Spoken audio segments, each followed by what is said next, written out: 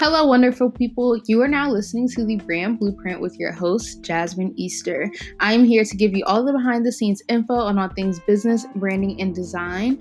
I help women and creative businesses become more confident in their online presence through strategic brand and website design.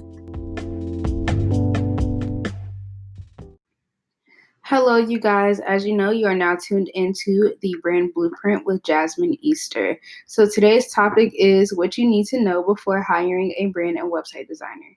I think that this topic is really important to get into because I feel like so many people are lost as to, what is required or what's needed when it comes to hiring a designer and really what the process is like.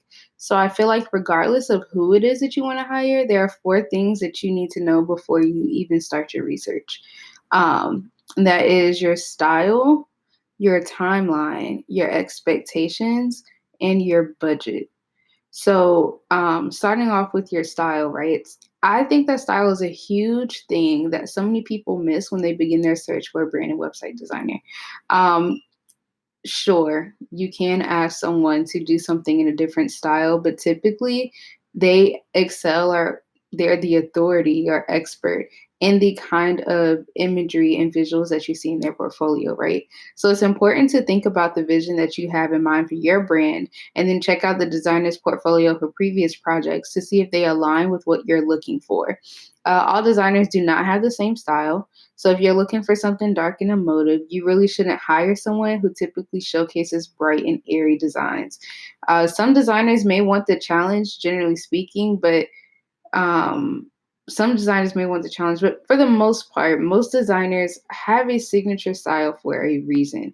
Like I said earlier, that is the thing that they're good at. That is their area of expertise, and that's where you really want them to stick. You want them to stick into their zone of genius or in order to get you the best results. So always look for someone who already matches your style.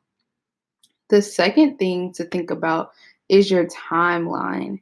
When it comes to brand and website design, it is not a quick and overnight process if you want real tangible results.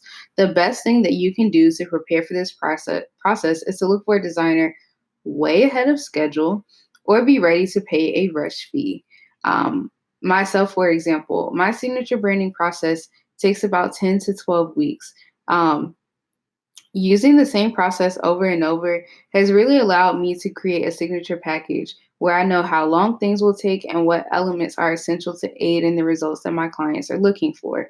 For me personally, my clients are women who, want to connect more with their ideal audience, feel like they're incohesive, not put together, and they really want a digital presence that's going to make them look professional and really positions them as somebody who knows what they're talking about or as a go to in their industry.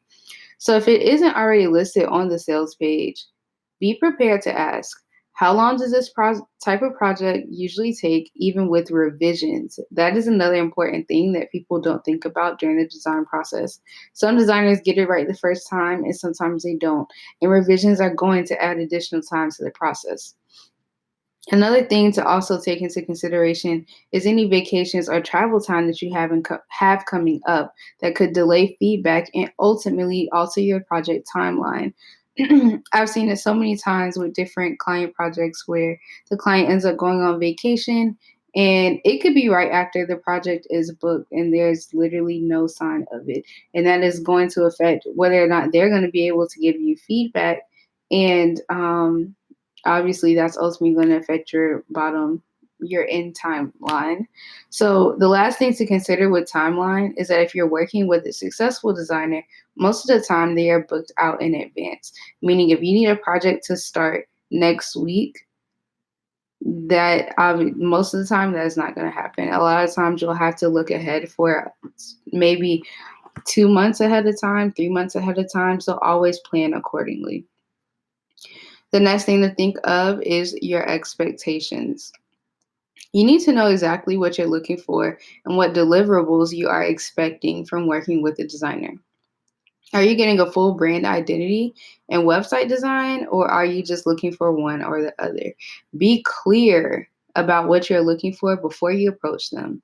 If you don't know all of the details, that's fine. Most designers will be able to guide you in the right direction as far as what deliverables will be best suited for your goals.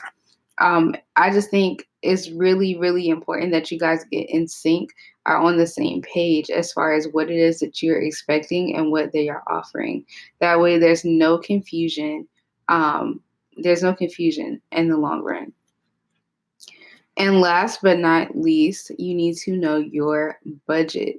So you really need to know how much you are willing to invest in a design project.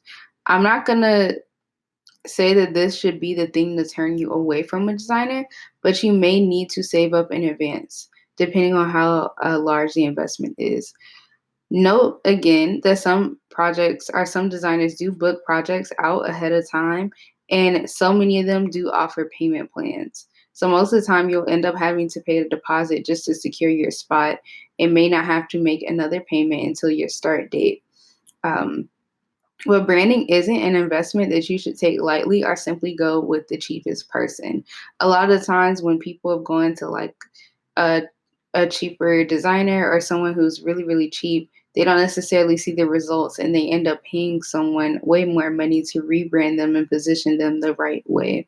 I don't think, and this may be an unpopular opinion, I don't think that the first thing that you should invest in when you start your business is branding, though.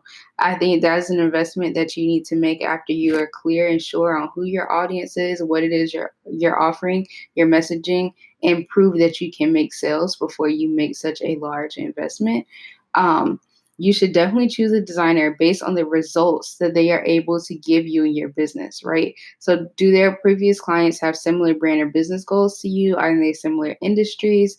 Do they seem to have a process that makes you feel comfortable in making the investment? And does their work look like what you can envision for your brand? So that is all today, you guys. Please don't forget to subscribe, rate, and comment on the podcast.